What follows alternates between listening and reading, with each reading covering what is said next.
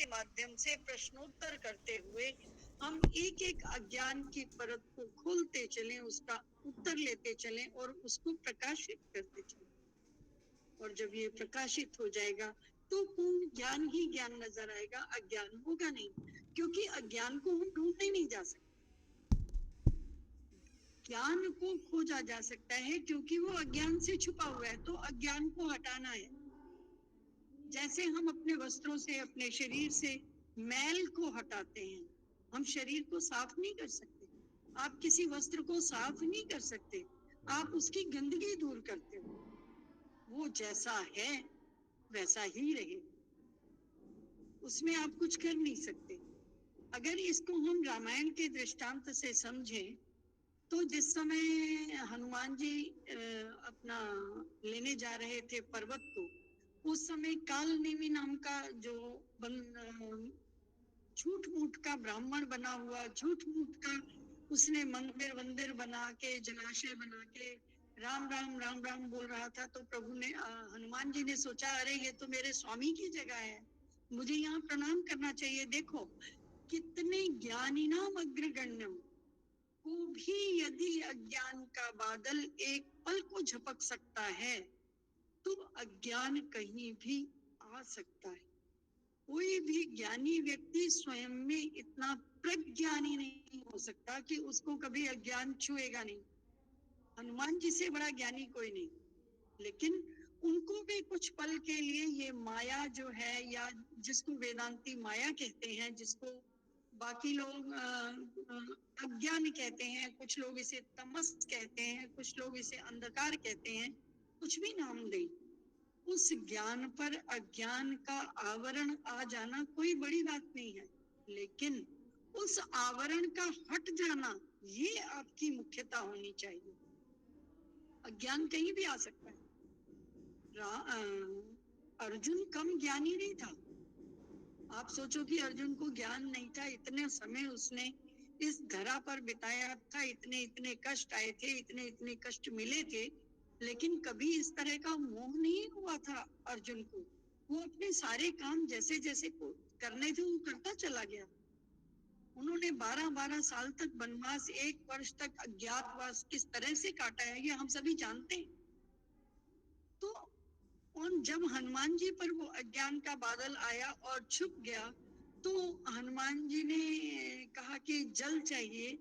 तो उन्होंने कहा कि चलो ठीक है, मैं तुम्हें दीक्षा देता हूँ, तुम पहले नहा के आओ। हनुमान जी नहाने गए, वहां एक मगरी ने उनके पैर पकड़ लिए। पैर पकड़े तो उन्होंने मगरी को मारा।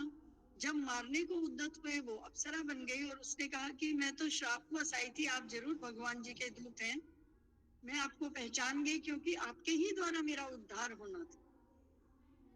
और ये महाराज जी, मैं आपको ये बताऊं, जो ये आपके सामने मुनि वेश में है, ये धरे कपट मुनि वेश। इसने कपट से मुनि का वेश धारण किया हुआ है, वस्तुतः मुनि नहीं है। मैंने कहा बहुत अच्छे।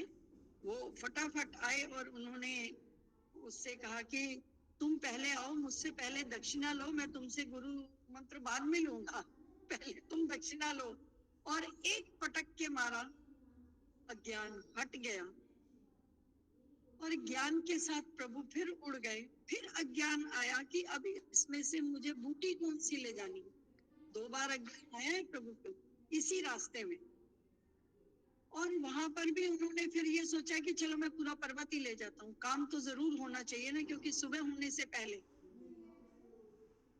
तो वो पूरा पर्वत उठा कर ले गए। कहने का आशय क्या है कि ज्ञान को अज्ञान ने ढका है, और उसका आवरण हटाने के लिए किसी संत पुरुष की, किसी सच्चरित्र की, किसी गुरु की, किसी सत्संगत की आवश्यकता है जो उस अज्ञान को हटा।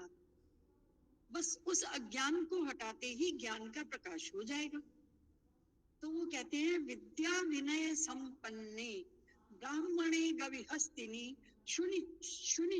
शुनिश्चैव स्वपाके च पंडिताः समदर्शिनः, कि ज्ञानी जन जो हैं वो विद्या विनय युक्त ब्राह्मण में, विद्या और विनय जिस ब्राह्मण के पास हो ऐसे ब्राह्मण में, गौ में, हाथी में, कुत्ते में और चांडाल में समदर्शी होते हैं।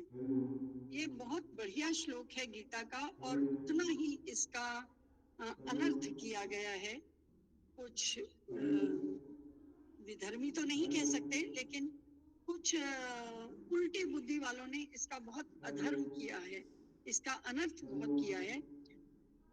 इसका अर्थ है विद्या और विनय से संपन्न यदि ब्राह्मण हो, गवि हो, कोई गाय हो, कोई हाथी हो, कोई कुत्ता हो, या कोई चांडाल हो, जो बुद्धिमान व्यक्ति है। कौन बुद्धिमान व्यक्ति? जिसके ऊपर से अज्ञान का पर्दा हट गया है, जिसकी हम अभी बात कर रहे थे, उसके लिए इन सब में समदर्शी होना जरूरी है। अर्थात जो व्यक्ति सर्वभूत हिते रता या सर्वतो मां पश्यन्ति यो मां पश्यति सर्वत्र, जो यो मां सर्व पश्यति सर्वत्र है, वहां जो हर जगह प्रभु की सत्ता को देख रहा है, उसके लिए ब्राह्मण में, गौ में, हाथी में, कुत्ते में, चांडाल में, सब जगह ब्रह्म है, सब जगह वो परम पिता परमात्मा है।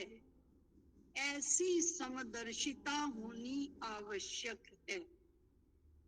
बहुत ध्यान देंगे शब्दों पर कि यहाँ कहा गया है समदर्शिता होनी आवश्यक है, समवर्तिता होनी आवश्यक नहीं है।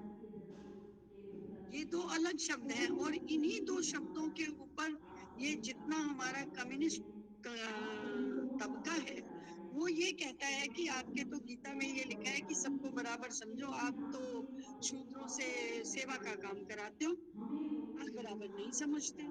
बराबर समझने को किसी ने कहा ही नहीं है, बराबर देखने को कहा है कि हर किसी में उस चेतन सत्ता का निवास है।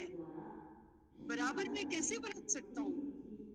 अभी हमने अपने शरीर का उदाहरण लिया, हम अपने शरीर को साफ करते हैं, हाथ को 25 बार धोते हैं, मुंह को 2 बार धोते हैं, शरीर को 1 बार धोते हैं, कोई 2 बार धो देता है, कोई 3 बार धो देता है, इससे ज्यादा तो कोई नहीं धोता। जोर शोर से हम मिलकर तो क्या मैं गाएंगे। अपने पूरे शरीर को प्यार हम नहीं सभी करता? सरस्वती महिला मंडल ऐसा के तो नहीं है। सभी मैं सदस्य करता हूँ, अपने अपने आप पूरे मिलकर शरीर को प्यार करता हूँ, जहाँ जितनी आवश्यकता है उसे साफ करने की मैं उतना साफ भी करता हूँ।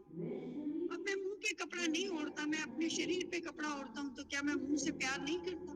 मुंह को मैं कष्ट देना चाहता हूँ कि तू जा सूरज की रोशनी में घूम। आँख के ऊपर अगर मैं पर्दा डालूंगा तो मुझे क्या दिखेगा? सरस्वती महिला मंडल को बहुत कुछ मैं देश बहुत काल बहुत परिस्थिति के धन्यवाद देती अनुसार हूँ। व्यवहार करना आप होता है। सभी से और यही हम ये उम्मीद कहें है। कि अरे ऐसा कैसे, आपको तो ये संभव स्वागत है, नहीं है। आपको आप यूं भी नमस्कार है, अपने आपका दिन आभार है। प्रतिदिन सदियों की जो आपने व्यवस्था है उसमें परिवार भी में देखें, जो और व्यवहार धर्म मैं में अपने पति के कोई साथ करती हूँ वो अपने पुत्र के साथ नहीं कर माना सकती। जाता है कि जो मैं अपने पुत्र के यह साथ और करती हूँ वो सदियों अपने बच्चे, अपने पिता के साथ नहीं कर सकती। से जो पिता के साथ करती हूँ वो भाई के साथ नहीं कर सकती। और जो मैं इन सब के साथ करती हूँ किसी ब्राह्मण पुरुष के साथ नहीं कर सकती।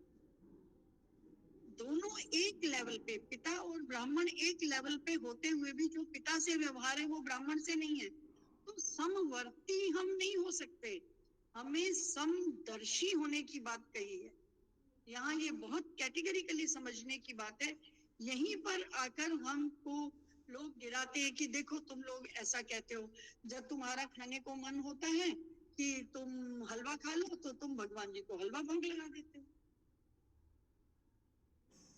ये ऐसा नहीं है। कुछ लोग बोलने में बहुत चतुर होते हैं, वो ऐसा कहकर आपको खिसकाते हैं अपनी जगह से, आपके तथ्यों से, आपके मतलब अनर्थ करके अर्थ का। ऐसा वस्तुतः नहीं है। आप ये देखें कि अगर हम भोग क्यों लगाते हैं, हम क्या भोग इसलिए लगाते हैं कि हम वो भोग खाना चाहते हैं? नहीं। जब भगवान को किसी वस्तु का भोग लग जाता है तो वो प्रसाद हो जाता है, और उस प्रसाद में एक धर्म बन जाता है उसका कि सबको बांटा जाए। जिसके लिए हमने कहा कि जब हम मंदिर जा रहे होते हैं तो हम क्या कहते हैं, आपकी डलिया में क्या है? फूल है, फल है, कुछ मिठाई है। और जब हम वापस भोग लगा कर आते हैं तो क्या है, कोई कहता है, वही व्यक्ति जब कहता है कि आपकी डलिया में क्या है, तो हम कहते हैं इसमें प्रसाद है। प्रसाद अर्थात कि ये सब में बटेगा। इसको केवलादो भवति, केवलागी नहीं होगा कि अकेला खाने वाला जो पाप का भागी होता है, जैसा हमारे ग्रंथों में कहा गया, ना उसको कोई अकेला खाएगा ना वो पाप का भागी बनेगा, क्योंकि वो प्रसाद हो गया है। हम क्या कहते हैं, प्रसाद जितने लोगों के मुंह लग जाए उतना अच्छा। तो हम सुबह सुबह भगवान का प्रसाद पकाएं, हम खाना नहीं पकाएं। हम कुछ भी करने चले तो प्रभु के लिए करने चले, प्रभु को अर्पित करने के लिए करने चले। जो कर्म करें वो प्रभु को अर्पित करके करें, ये कहने का भाव है। क्योंकि जो कर्म योग है उसके बिना तो गुजारा है ही नहीं। और ये जो क्रिया शक्ति है, हमारी जितनी भी क्रिया शक्ति है, ये सभी क्रिया शक्ति किसके कारण है? उस परमपिता परमात्मा के कारण। ये हमारे कारण नहीं है। अगर हम अपने शरीर को 3 भागों में बांटें तो हमारे 3 भाग क्या हुए? एक शरीर हुआ, एक मन हुआ और एक आत्मा हुआ। यही हुए ना। अगर हम शरीर के स्तर पर देखें तो जितना हम काम करते हैं, जितनी हम क्रियाएं करते हैं, ये सब कर्म योग के कारण। कर्म योग को करने के लिए शरीर एक माध्यम। और यदि हम भक्ति तक जाएं, भक्ति योग की बात करें, तो हमारे मन की प्रधानता। मन, जिसके लिए पहले आया कि मनश्चानि इंद्रियाणि प्रकृतिस्थानि कर्षति, कि ये जो मन है ये छठी इंद्रिय है। 5 इंद्रिय हमारी और हैं, जो हमारे कर्मेंद्रिय, ज्ञानेंद्रिय, 5 है। वो तो 5 इंद्रियां हैं। छठी इंद्रिय मन को माना गया, क्योंकि वस्तुतः हमारी इंद्रियां स्वयं में कोई कार्य नहीं करती। कई बार हमारी आंख खुली होती है, सामने से कोई निकल जाता है, कोई हमसे पूछता है आपने देखा, तो आप कहते हो आंख तो खुली थी पर मेरा मन इधर नहीं। इसका अर्थ क्या है? कि देखने वाली आपकी आंख नहीं है, देखने वाला आपका मन है। मन आंखों की सहायता से देखता है, हाथ मन की सहायता से कार्य करते हैं। तो इनका सरदार कौन है इंद्रियों का? मन। तो मन किसका? मन यदि एक निष्ठ हो जाए तो वो किसका प्रतीक है? वो प्रतीक है भक्ति का। अगर मन वहां लग गया तो भक्ति आ जाएगी। इसीलिए मन तक की क्रियाएं भक्ति योग में सहायक होती हैं। मन भक्ति का परिचायक है। और जो आपका बुद्धि है, बुद्धि से हम निर्णय लेते हैं। जब वो बुद्धि निर्णय लेने में द्विधा भक्ति को छोड़ देती है, द्वि का आश्रय छोड़कर एक निष्ठ हो जाती है, तब वो बुद्धि आ जाती है आपकी चेतना के स्तर पे। जब वो निर्णय ले लेती है, एक निष्ठ बुद्धि हो जाती है, तो आप वो शरीर, मन और बुद्धि यहाँ तक का कार्य करते हैं और आप पूर्ण कर्म योगी बन जाते हैं। अर्थात एक निष्ठ होकर बुद्धि के मन को एक ऑर्डर देना, मन को एक कहना कि ये करे, और मन आगे इंद्रियों को कहे कि आप ऐसा करो। ये सही प्रक्रिया है किसी कर्म योगी के स्वतंत्रशील कर्म योगी बनने की। कर्म योगी कौन है? जिसने अपनी सारी इंद्रियों को अपने वश में किया है, ब्रेक लगा के रखा है, और उसका मन उसके अपने काबू में है, और फिर वो अपनी एक निष्ठ बुद्धि से निर्णय लेकर एक कार्य के प्रति, एक लक्ष्य के प्रति अग्रसर होता है। वो व्यक्ति कर्मयोगी कहलाए। तो वो ये कहते हैं कि जो इस तरह का समदर्शी है। जब हम समदर्शी की बात करते हैं तो हम उसके ऊपर आत्मा की बात करते हैं, बुद्धि के भी आगे आत्मा। और ये जो आत्मा है, ये क्या है? ये एक ऐसा तत्व है जो स्वयं में कुछ करता नहीं, कुछ करने की प्रेरणा नहीं देता, वो खाली देखता है, दृष्टा भाव। वो क्या है? और उसके बिना कोई कुछ हिलता नहीं, क्योंकि वो है तो हम जिंदा हैं, वो नहीं है तो हम जिंदा नहीं हैं। आत्मा का होना, परमात्मा या आत्मा एक चीज है, आत्मा उसका स्वरूप जो हमारे अंदर है, लेकिन वस्तुतः ये पूरा स्वरूप किसका है? परमात्मा का। आत्मा और परमात्मा एक जगह एक है। जैसे बहुत छोटी सी बात है, जितनी भी नदियां हैं वो सभी समुद्र में चली जाती हैं, लेकिन जब समुद्र में चली जाती हैं तो नदी का अस्तित्व नहीं रहता, नदी का कोई अस्तित्व नहीं होता। तो हमें प्रभु ने ये बताया कि संग्रह मत करो। जब आपने सब में सब कुछ देखना है, सबको समदर्शी देखना है, तो इस समदर्शी होने का अर्थ है कि सभी को समान रूप से आदर देना, सभी में प्रभु को जानना है, सभी में प्रभु को मानना है और सभी में प्रभु को देखकर ही कार्य करना है।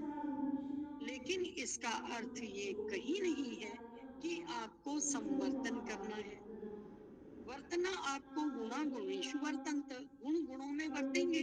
हाथ पैर का काम कर सकता नहीं, पैर मुंह का काम कर सकता नहीं, आंखें कोई और काम कर सकते नहीं, अपने अपने काम सब करेंगे। आंख का काम नाक नहीं कर सकती, नाक का काम मुंह नहीं कर सकता और मुंह का काम आंखें नहीं कर सकती। हर जब हर गुण हर गुणों में वर्तेगा तो हम समदर्शी हो सकते हैं, समवर्ती नहीं हो सकते। ये यहाँ पर बहुत ध्यान देने योग्य बात है। इहैव तैर्जितः सर्गो येषां साम्ये स्थितं मनः, निर्दोषं हि समं ब्रह्म तस्मात् ब्रह्मणि ते स्थितः। कहते हैं जिनका मन, अब हम आत्मा के स्तर की बात कर रहे हैं। अभी तक पहले हम इंद्रियों की बात कर रहे थे, फिर हम मन की बात कर रहे थे, फिर हम बुद्धि की बात कर रहे थे, अब हम समभाव पर आ गए, समदर्शी से समभाव पर आए। और समभाव आपका कहाँ चाहिए? जिसका मन जो है वो समभाव में स्थित है, अर्थात जिसकी सारी इंद्रियां सम मन के साथ बंध गई हैं और मन जिसका कंट्रोल में, मन उड़ नहीं रहा है। आप ये देखो, जब हम ध्यान लगाते हैं ना, तो कभी आंखें बंद करने को नहीं कहा जाता, हम कहीं ना कहीं आंखों को केंद्रित करते हैं। जैसे ही आपकी आंखें बंद होती हैं, मन की उड़ान तो और तेज हो जाती है। इसीलिए ध्यान लगाते हुए आंखें नहीं बंद करते, आंखों को नाक के आगे स्थिर करते हैं। अभी प्रभु इसी अध्याय में अंत से शुरू करेंगे, अगला अध्याय हमारा योग का है, इसलिए ये सारे कॉन्सेप्ट क्लियर होने बहुत जरूरी है। नहीं तो वहां पर जब ये बातें आएंगी तो ध्यान लगाने में कठिनाई होगी, इसलिए ये सारी बातें यहाँ पर दोबारा दोबारा कही जा रही हैं। इहैव तैर्जित सर्गो येषां साम्ये स्थितं मनः, निर्दोषं हि समं ब्रह्म तस्मात् ब्रह्मणि ते स्थितः। जिसका मन जो है वो समभाव में स्थित है और उसके द्वारा जीवित अवस्था में ही सारा संसार जीत लिया गया है, क्योंकि सच्चिदानंद घन परमात्मा निर्दोष है, सम है और सच्चिदानंद घन परमात्मा में स्थित है।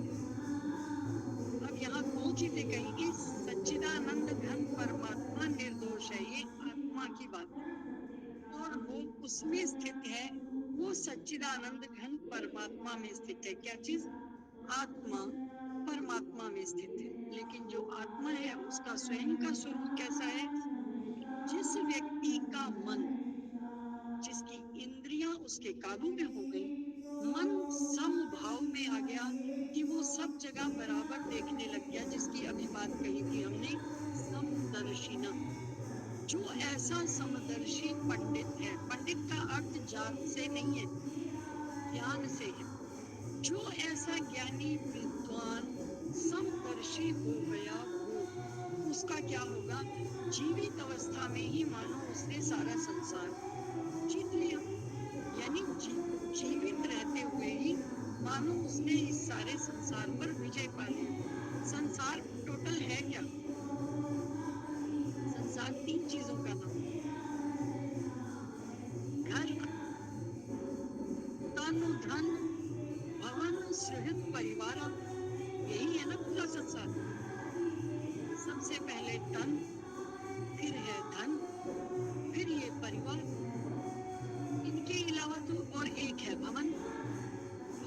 की सारी जायदाद, अचल संपत्ति। परिवार मतलब जो आपका परिवार, ये अपने छोटे परिवार से नहीं गिनेगा, ये दादा परदादा के परिवार से गिनेगा, जिसके लिए कहा गया ऊर्दूल मदशाकम अश्वत्थम प्राहुरव्ययम। जिसके लिए ऐसा कहा गया कि जिसका मूल ऊपर है, दादा ऊपर ही रहेगा, परदादा ऊपर रहेगा, उसके बाद उसके भाई आएंगे, फिर दादा आएगा, फिर दादा के बच्चे आएंगे, बच्चों के बच्चे आएंगे। इस तरह से ये नीचे बढ़ता हुआ वंश वृक्ष। इस वंश वृक्ष में जितने भी कार्य होते हैं वो सारे के सारे जीवित अवस्था वाले लोग हैं। और फिर धन जो स्वयं ने कमाया है और जो हमें परंपरा से प्राप्त हुआ है, तन धन भवन सुहृद परिवार और मित्र बंधु, इसके अलावा संसार कुछ है नहीं, इतना ही है संसार। और गोस्वामी तुलसीदास जी कहते हैं, तन धन भवन सुहृद परिवार, इनके ममता ताग बटोरी, इन सब में ममता को रस्सी से बांध कर बटोर कर प्रभु को अर्पित कर दो। आपकी जितनी भी बाइफर्केशंस है दिल दिमाग की, वो यहीं से है। कुछ तन से है, कुछ मन से है, कुछ परिवार से है, कुछ भवन से। भवन का अर्थ खाली भवन नहीं, भवन का अर्थ सारी अचल संपत्ति। इसके अलावा कोई बंधन है नहीं इस दुनिया में। और जब इतने ही बंधन है तो इनकी ममता ताग बटोरी, इन सबको एक रस्सी में बांधकर गांठ लगाकर प्रभु के अर्पण कर दो। इन सब में जो समदर्शी हो गया है, जिसको ये फर्क नहीं पड़ता है कि मकान मेरे नाम से है कि मकान पति के नाम से है कि मकान चाचा के नाम से है कि मकान बेटे के नाम से है, वो समदर्शी। रहने को स्थान चाहिए, मिल रहा। हमारी परेशानी कहाँ है? मेरा मकान नहीं, मेरे नाम से कुछ नहीं। तो ये जो मैं मेरा जिसने निकाल दिया, उसके लिए कहा गया तई अर्जित उसने संसार जीवी। टोटल संसार इतना ही है, तुलसीदास जी ने कहा है कि इस सारे संसार को इनके ममता ताग बटोरी, इन सब की ममताओं को एक धागे में बटोर कर गांठ लगाकर प्रभु के अर्पित कर दो। और जब ऐसा आप कर पाओगे, इन सभी में प्रभु को देख पाओगे, समदर्शी हो जाओगे, तब तुम सही रूप में जो आपकी आत्मा है वो परमात्मा में मिलोगे। पता है, जब एकत्र करने की बात आती है, इकट्ठा करने की बात आती है, लोलुपता की बात आती है, तो हम समुद्र का उदाहरण देते हैं। समुद्र इतना बड़ा एकत्र करने वाला है कि उसमें कितनी भी नदियां आकर मिल जाएं, कभी तो उसका जल स्तर ऊंचा नहीं होगा, शांत रहेगा और सब कुछ अपने अंदर समाता चला जाएगा, समाता चला जाएगा, लेता चला। लेकिन एक बूंद भी पानी पीने के लायक नहीं होता। एक बूंद भी पानी तुम उसका पी सकते हो, प्यास नहीं बुझ सकती उससे। इकट्ठा वो सबसे ज्यादा करता है, खाली लेता ही लेता है, देता नहीं है। किसी काम नहीं आता उसका पानी, खेती के काम नहीं आता, पीने के काम नहीं आता, नहाने के। आप आनंद लेने के लिए 2 डुबकी मार आते हो, ये एक तीसरी बात। लेकिन पीने के, नहाने के, खाने के, कपड़ा धोने के किसी भी काम वो नहीं आता। और वो क्या करता रहता है? इकट्ठा करता। तो सबसे बड़ा एकत्र करने वाला, लोभी जिसको कहना चाहिए, वो समुद्र कहा गया। इसीलिए जब समुद्र को सोखने की बात आई थी और बाण चलाने की बात आई थी, तो हनुमान राम राम लक्ष्मण जी को गुस्सा आ गया था कि दैव दैव आलसी पुकारा। ये आलसियों का काम है कि भाग्य भाग्य पुकारो, इसको एक बार बस ये सूख जाएगा। और फिर वो आया भी बाद में, बाद में वही उसकी दशा हुई कि उसको सुखाने की बात की गई, फिर वो आ गया कि प्रभु मुझे माफ कर दो। फिर अपनी उपमा भी उसने किस किस दे दी, ढोल गवार शूद्र कुशनारी ये सब ताड़न के अधिकारी। वो अपने लिए कह रहा है ना कि प्रभु जैसे ये सब मतलब ये सब तो मारने के लिए ही होते हैं, और देखो मैं यही कुछ हूँ, मैं तो हूँ ही यही, मुझे अब मार लो, लेकिन क्यों मार रहे हो ना, मैं रास्ता दे देता हूँ। अरे पहले भी दे सकता था, पर उसकी आदत देने की है ही नहीं, कैसे देगा। स्वभाव से कोई बदल सकता नहीं किसी को, वो भी नहीं बदला, मार के आगे भूत भागते हैं, सो उसका भी भाग गया। तो ये कहते हैं कि जो इन सब में समदर्शी हो गया, जिसने हर जगह तत्वता इस परमात्मा को जान लिया, देख लिया, समझ लिया, उस व्यक्ति में वो व्यक्ति निर्दोषम ही समम ब्रह्म, वो निर्दोष ब्रह्म के समान है, वो पूर्णतया ब्रह्म में समाहित होने को तत्पर है।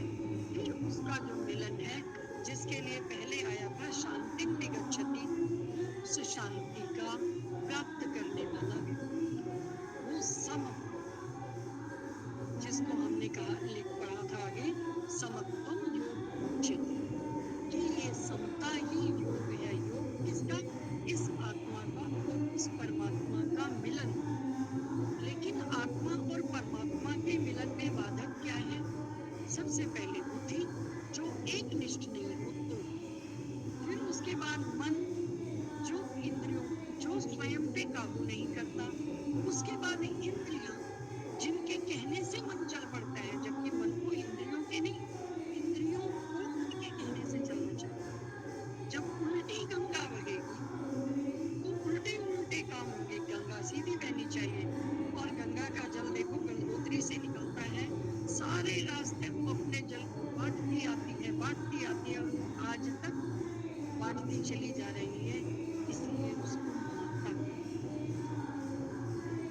और उसका जल हमेशा निर्मल, कोई अपने साफ बर्तन में उसको लेना तो चाहिए। जब कोई साफ बर्तन में उसको लेगा तो गंगा का जल निर्मल है, उस निर्मलता से उसमें निर्मल बना है। श्री कृष्ण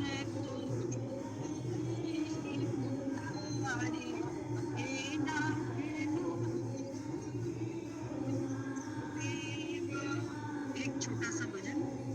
गीता अमृत पियो, सुख से जीवन जियो, न घबराओ, मौका दुर्लभ न व्यर्थ गवाओ। गीता अमृत पियो, सुख से जीवन जियो, न घबराओ, मौका दुर्लभ न व्यर्थ गवाओ। चिंता भय शोक में जी रहे तो, अमृत छोड़ के विष पी रहे,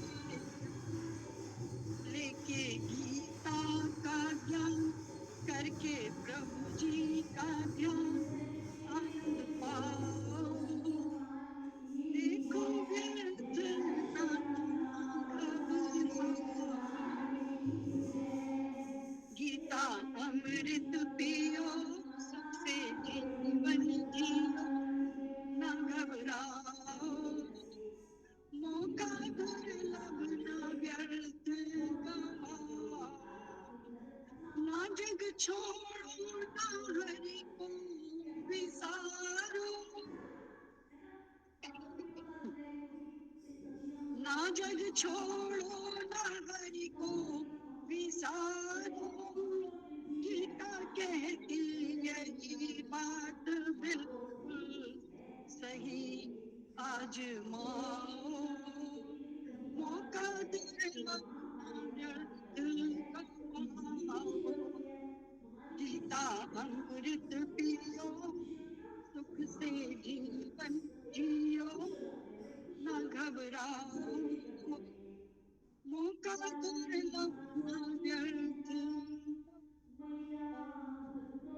जय श्री, जय श्री कृष्ण। बहुत बहुत धन्यवाद कंचन जी, बहुत बहुत धन्यवाद, आभार। तो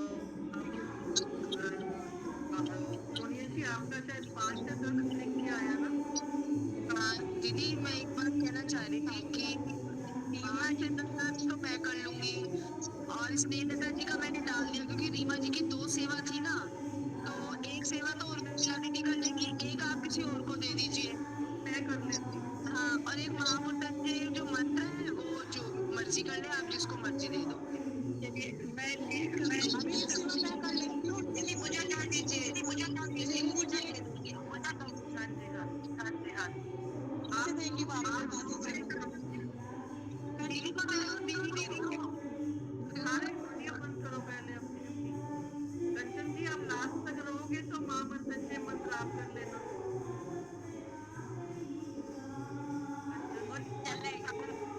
चलो कोई बात नहीं। तो 5 से 10 आप करनी है सोनिया जी, और रीमा की एक पहले वाली उर्मिला जी आप कर लेना, दूसरे वाली रीमा की मैं कर लूंगी, ठीक है। और स्नेहलता जी एक अनीता की करेगी, और दूसरी अनीता की कौन कर रहे हैं? मैं कर दूंगी। हैं? मैं कर दूं क्या? मीना दीदी कर लेंगी, सुनो जी। मीना जी कर लेंगी। चलो फिर कंफ्यूजन नहीं होना चाहिए ना कोई, ठीक है, सबको पता चल गया ना। 2 जने इकट्ठे शुरू मत करना, अपनी अपनी सेवा सब सुन लीजिए एक बार। ये बता दिया ना मैंने, मीना जी तो करेंगी इसके रीमा की एक सेवा, या मैं उसमें ना उसमें लिख देती हूँ, मैं उसमें लिख देती हूँ, मैं आप चेक कर आपको उसमें मैसेज कर दूं, साथ साथ 5 शुरू कर लेते हैं। ठीक है। सभी चेक कर लीजिए अपना। प्रेम पूर्वक भक्ति श्रद्धा और विश्वास के साथ सुंदरकांड में प्रवेश करते हैं स्नेहलता जी के साथ। मैसेज चेक कर लेना आप लोग सारे। बोलो सियापति रामचंद्र जी की जय, पवन सुत हनुमान जी की जय। ओम श्री परमात्मे नमः। प्रणमो पवन कुमार फल मन पावक ज्ञान धन, जास हृदय गार बसी राम सर चाप धर किष्किंधा काम।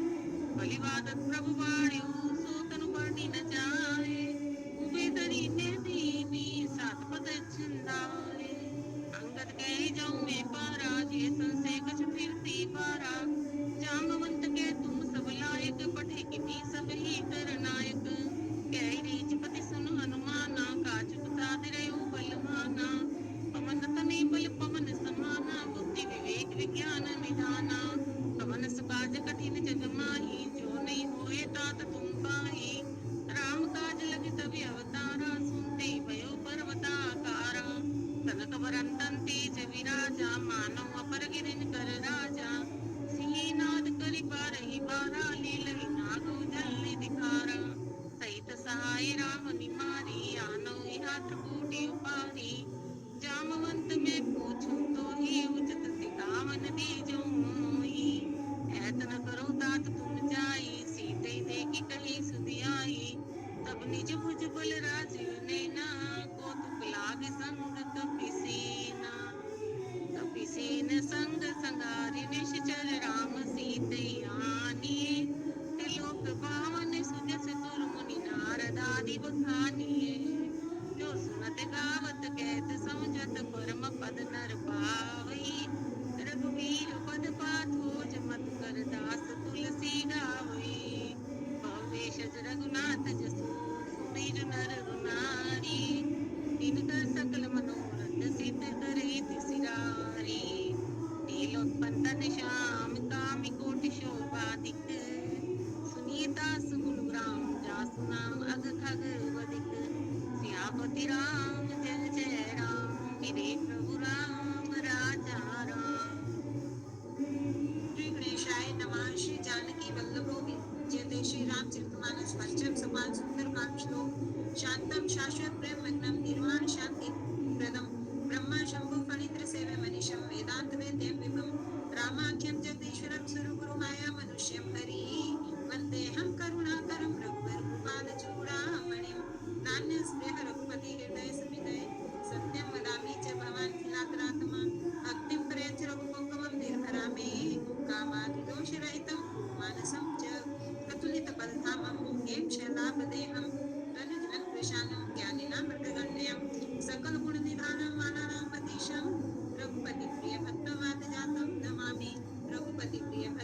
पद जातम नमामि। जामवंत के वचन सुहाए, सुनो हनुमंत हृदय अति भाई। तब लगे मोय पर तुम भाई, सह दुख कंद मूल फल खाई। जब लगी आवो सीतै देखी, होय काज मय हर्ष विशेषी। यह कही नाई सब कौ माथा, चलो ऋषि धर रघुनाथा। सिंधु तीर कपूतर सुंदर, बहुत दूत चढ़ो ताहू पर। बार बार रघुबीर संभारी, तरजो पवन तनय बल भारी। जय गिरि चरण दई हनुमंता, चलो सुगो गा पाताल तुरंता। जिमिय मोग रघुपति कर बाना, है भांति चलो हनुमाना। जल निधि रघुपति दूत बिचारी, तै मैं ना होए श्रम हारी। हनुमान तै पर साकर पुनि कीन प्रणाम। राम काज कीने बिनु मोहि कहाँ विश्राम। जात पवन सुत देवन देखा, जाने कौ बल बुद्धि विशेषा। सुरसेना